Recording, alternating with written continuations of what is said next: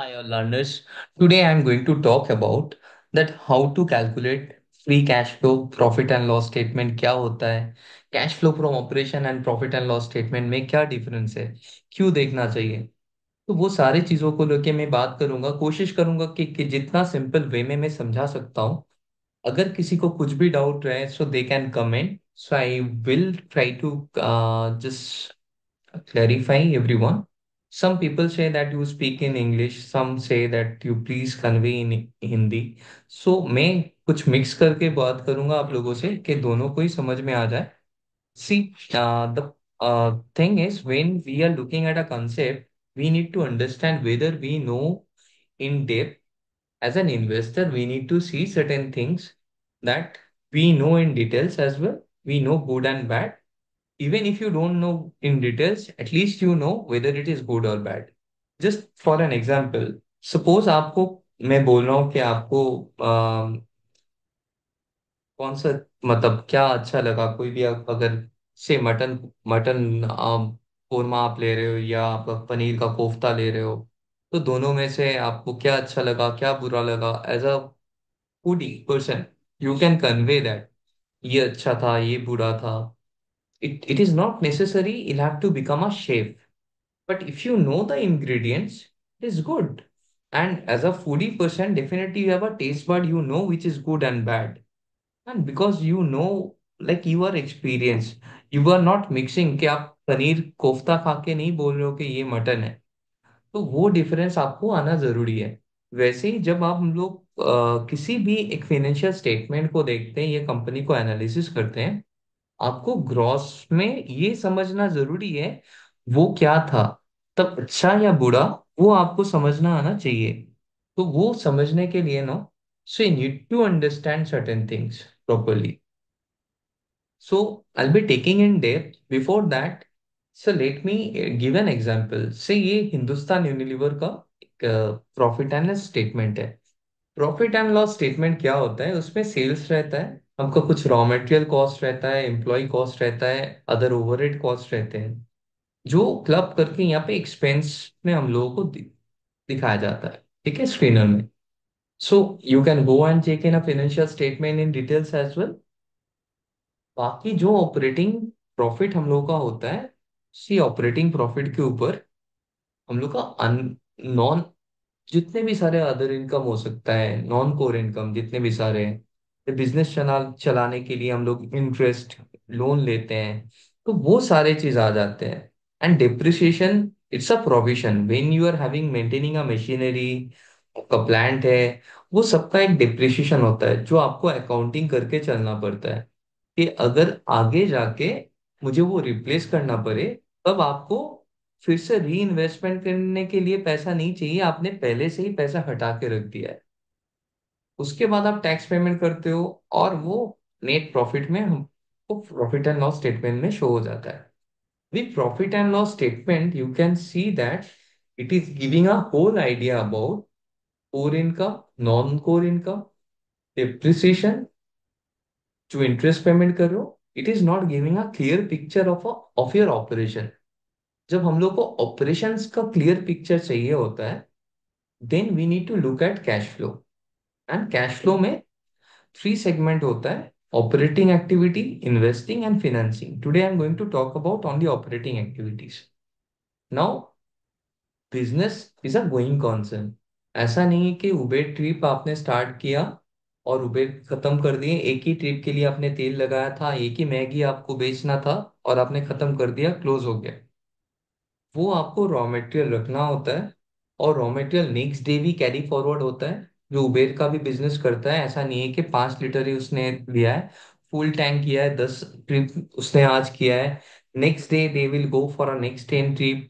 और then कुछ अगर उसमें पैसा नहीं मिला, रिफंड नहीं मिला, कुछ भी गड़बड़ हुआ, वैसे ही बिजनेस में पूरा पैसा आपको, ऐसा नहीं है कि आपने पूरा जितना भी सेल्स किया, हम लोग जो अकाउंटिंग स्टेटमेंट में हम लोग देखते हैं ये प्रॉफिट को, ये जो 14,729 है, ये कोर ऑपरेटिंग प्रॉफिट है। मतलब प्रॉफिट हिंदुस्तान यूनिलीवर बोल रहा है कि मैंने तो 14,729 का प्रॉफिट किया है, बट रियलाइज प्रॉफिट है या नहीं इसका कोई आपको मालूम नहीं है, because so they are selling in credit as well, credit में भी सेल हो रहा है और उसके साथ साथ कैश में भी सेल हो रहा है।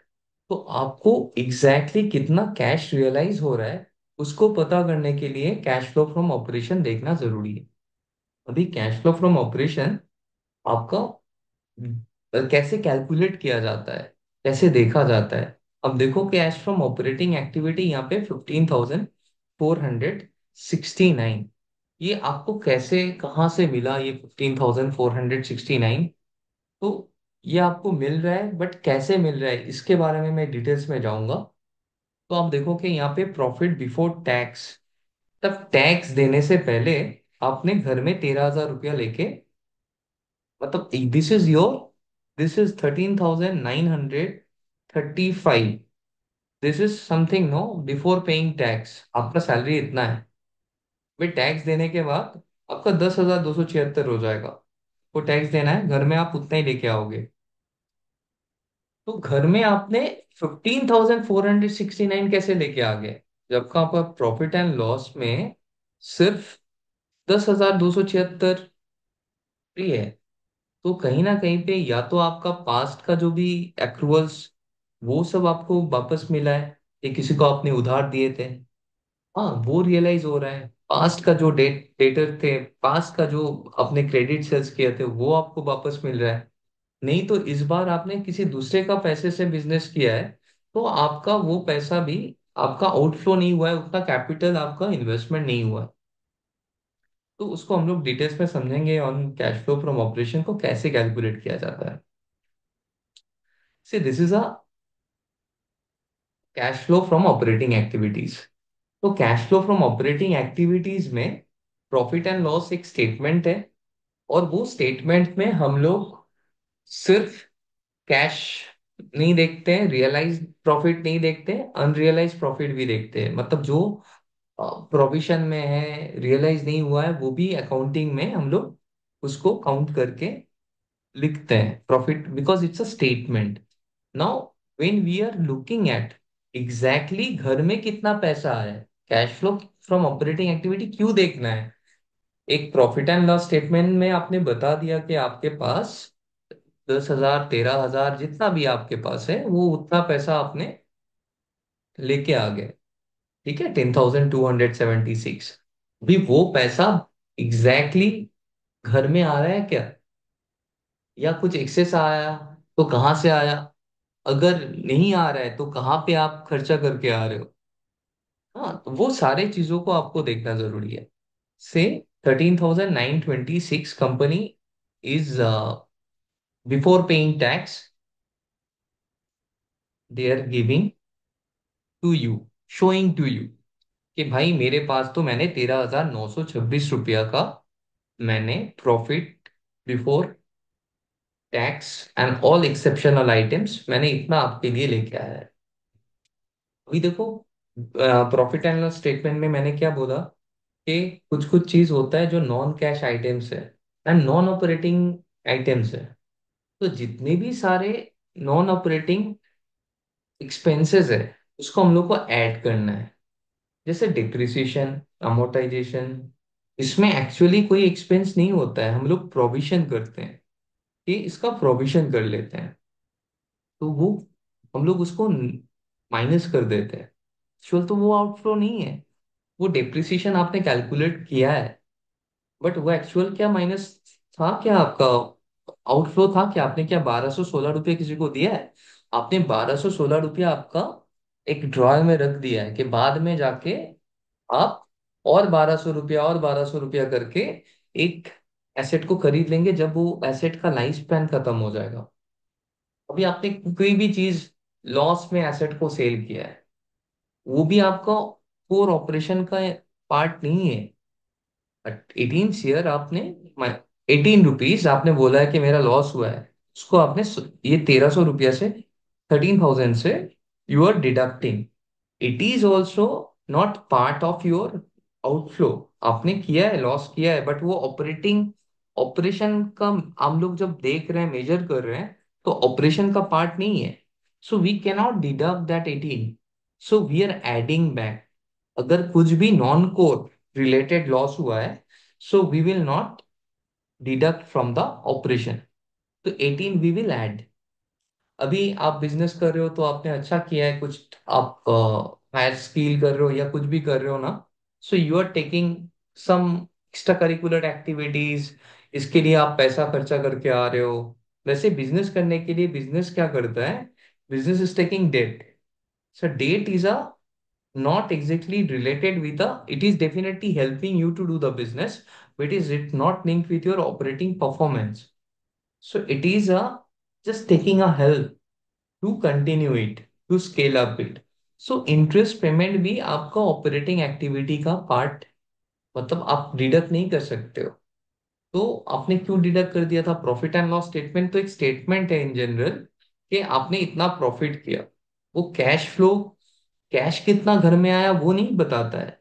वो ये बताता है कंपनी ने इतना सेल किया, इतना एक्सपेंस किया है, इतना टैक्स भरा है, इतना डिप्रिसिएशन कैलकुलेट किया है, इतना इंटरेस्ट पेमेंट किया है, और इतना उसका टैक्स का बनता है गवर्नमेंट को देना। ये नहीं बताता है कि उसने डिप्रिसिएशन कितना प्रोविजन किया है। कंपनी कई बार आपका डिप्रिसिएशन हाई प्रोविजन कर देते हैं। क्यों करते हैं? एंड ऑफ द डे किसी को अगर टैक्स बचाना होगा तो वो चेंजेस करते रहते हैं, अगर प्रॉफिट ज्यादा दिखाना है उसमें भी चेंजेस करते रहते हैं। So that is a different topic.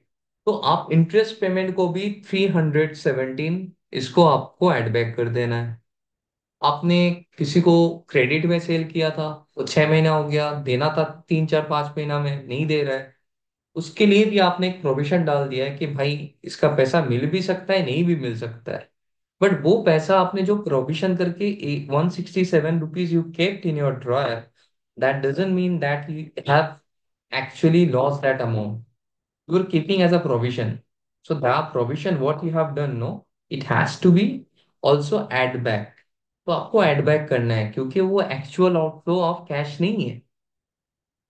And ये सारी चीजों को थोड़ा याद रखने के लिए मैंने नाम दिया है Dilip Kumar. Depreciation D, amortization A, loss on sale of asset, interest payment, provision, and कुछ भी अदर्स, कोई भी अदर्स कुछ भी हो रहता है, अदर आइटम्स जो भी नॉन को रिलेटेड एक्सपेंस नहीं है, तो वो सारे चीजों को आप यहाँ पे ऐड कर लो।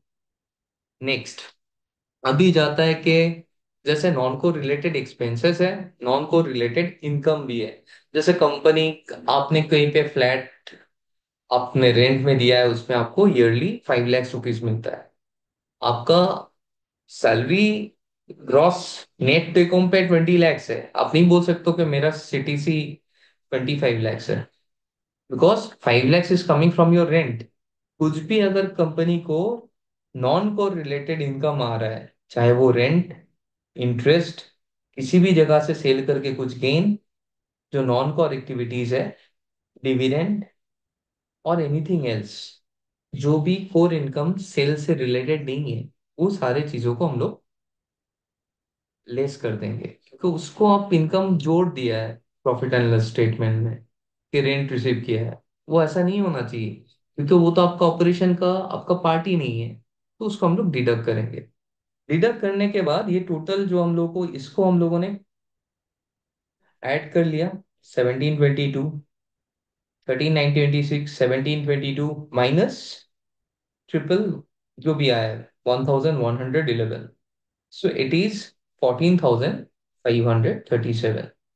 Operating profit before working capital changes इसको बोला जाता है, कि आपका वर्किंग कैपिटल चेंज होने से पहले क्या ऑपरेटिंग प्रॉफिट हुआ है। अभी वर्किंग कैपिटल होता क्या है? Working capital current asset and current liabilities का comparative, non current asset non current liability का कंपेरेटिव। एक लास्ट ईयर में क्या था, इस बार क्या है, इसका एक कंपेरेटिव स्टडी होता है। भी अगर हम लोग वर्किंग कैपिटल चेंजेस में आ जाते हैं, तो वर्किंग कैपिटल चेंजेस में क्या होता है कि आप इंक्रीज, जितने भी करंट एसेट, जहां पे भी इंक्रीज हो रहा है current asset non current asset, वहां पे आपका फंड ब्लॉक हो रहा है। Hence it will denote as a negative. अगर कभी भी करंट एसेट डिक्रीज हो रहा है, कि आपने फंड रिलीज हो रहा है, कि कहीं पे भी आपका कैश रियलाइज हो रहा है, ₹200 का डेटर खरा था आपके पास, भी 100 का है, तो डिक्रीज हुआ करंट एसेट। डेटर अगर डिक्रीज हो रहा है तो 100 का आपका पॉजिटिव कैश रिलीज हो रहा है। अगर वहीं पे डेटर 200 से, कंपेरेटिव स्टेटमेंट में 200 से 300 हो गया, तो आपका क्या होगा, वो इंक्रीज इन करंट एसेट है। तो increase in current asset is always a outflow, and decrease in current asset is always a inflow to your operating activity. जहां पे भी आप डेटर को रिड्यूस करके चलते हो, तो आपका कैश फ्लो बेटर होते जाता है। आपको वो पॉजिटिव होना चाहिए। अभी आप अगर कैश फ्लो में डिक्रीज भी हो रहा है करंट एसेट, उसके साथ साथ आप लाइबिलिटी क्यों इंक्रीज कर रहे हो, current liability, that means you have a negotiation power. आप डोमिनेंट हो मार्केट में, आप मार्केट लीडर हो, तो इसीलिए कोई उधार दे रहा है। एक तो आपको पैसा कोई उधार में नहीं रख रहा है, so they are giving you pay properly on time.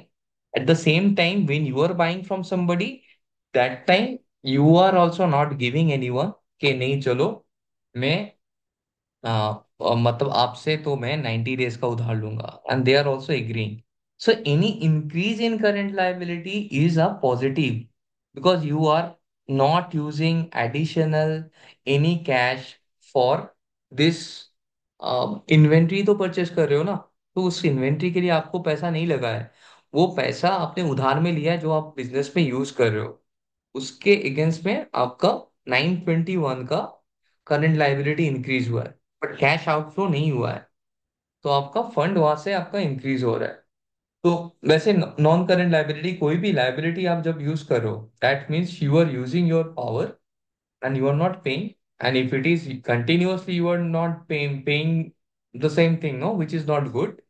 But if you are uh, like it is increasing, you can say that company is having a ability to take on credit, और दूसरे का पैसे से वो business चला रहा है। हाँ, है ना? तो ऐसे आपको टोटल जो current asset and current liability का चेंज है, ये टोटल प्लस माइनस जो भी फिगर आएगा, इसको आप अगर लोगे 1313, ठीक है, तो ये दोनों को आप ऐड करोगे कि करंट एसेट और करंट लायबिलिटी को क्रॉस करने के बाद आपके पास चेंजेस इन वर्किंग कैपिटल 1313 आया है। तो 1313 को आप ऐड करोगे 14,537 से, you will get 15,850। Now company, 15,850 is cash flow generated from operation. Now company is will be paying tax। अभी कंपनी जो टैक्स पे कर रहा है वो 381 आपका टैक्स पेमेंट हो रहा है। सो 15,469 is a net cash flow from operation. जो हम लोगों ने यहाँ पे net cash flow from operation को 15,469 स्टेट देख रहे हैं, उसी को मैंने बाइफोकेट करके कैसे कैलकुलेट किया जाता है उसको मैंने डिनोट किया है। अभी आप अगर उसी cash flow 15,000, 15,469 what you have achieved after doing your operation, जहां से भी आपने कुछ एक्सपेंस नहीं किया है, उसको भी आपने प्रॉफिट एंड लॉस में शो करते हो, वो सारी चीज को ऐड बैक करके, जो इनकम आपका कोर इनकम का पार्ट नहीं है उसको भी लेस करके, उसके बाद बिजनेस में कहाँ पे स्टाफ हुआ है, कहाँ से पैसा इनफ्लो हुआ है, जो आपका current asset and current liability changes denote करते हैं। क्या आपने बिजनेस करने के time, so you have taken a outsider help के 1313 रुपीज आपको यहाँ पे पॉजिटिव कैश फ्लो, जो बाहर से पैसा लेके आपने यहाँ पे लेके आ गए हो 1313, you got. So 1313 will be added to your cash flow from operation, क्योंकि ऑपरेशन में ही आपका ये पैसा आपने कलेक्ट किया था। तो करने के बाद आपका net cash flows generated, because current asset and current liability is linked with your how you are managing your operational activity. तो उसको आप ऐड कर दोगे तो आपको मिलेगा cash flows generated from operation. Now if you pay tax, will be paying tax, so suppose your tax we are getting a net cash flow from operation. So then so this is something no 15,469 आपने घर में लेके आ गए. Now you want to buy a car. So for that car if you are paying something कि चलो 1457 rupee. Suppose that what you are we are having no that is called free cash flow. Company को expansion करना है, ठीक है, तो इसीलिए company को फिक्स एसेट परचेस करना होता है. तो जो net cash flow from operation से हम लोग के पास आ जाता है, उसके बाद when we are using for buying a fix asset, if you deduct that we get a free cash flow. Free cash flow क्यों इंपॉर्टेंट है? क्योंकि फ्री कैश फ्लो से हम लोग को ये पता चलता है कंपनी डिविडेंड पे कर सकता है इसी पैसे से. अगर कंपनी के पास फ्री कैश फ्लो नहीं, नेगेटिव है, हाँ, आप कैश फ्लो फ्रॉम ऑपरेशन भी नेगेटिव है, तो उसको तो उधार लेना होगा, बाहर से पैसा लेना होगा. They have to take a debt. If a company's cash flow from operation is positive, at least I consider के जो भी कैपिटल इंटेंसिव बिजनेस है, 60 to 70% at least cash flow from operation positive होना चाहिए. आपका 70% तो घर में आना ही चाहिए. आप अगर बहुत रैपिड ग्रोथ फेज में हो, that time it may we may see further from a financing and investing activity how you are utilizing your fund. But more or less, a gross concept I'm telling, if your company is in a growth phase is over and company is doing good, always look at, don't touch a company, no. Even a nature of business also you need to look at a software company, IT related companies. If they are showing a negative cash flow from operating activity, then just avoid. That means they are doing a lot of related party transaction and they are just showing the top line, but they are not giving anything to your plate. So I hope it is clear. And ज्यादातर जो भी like capital intensive industry है, वो सारे industry में ना, it will be a very good thing if you are looking at कि capital intensive industry है, फिर भी उसमें कैश फ्लो फ्रॉम ऑपरेशन, मतलब वो प्रॉपरली मैनेज हो रहा है बिजनेस, कहीं ना कहीं पे उसका मोट है. इसीलिए कैश फ्लो फ्रॉम ऑपरेशन सारे जगह से आपको पैसा मिल रहा है, कहीं पे आपको प्रॉब्लम नहीं हो रहा है. That is why always, at least if you can't look at this, no, look at whether company is continuously making a positive operating activity or not. Though it depends in a growth phase many at times, but always try to understand when growth is over, you are stable, slowly you should generate a positive cash flow. Thank you, everyone.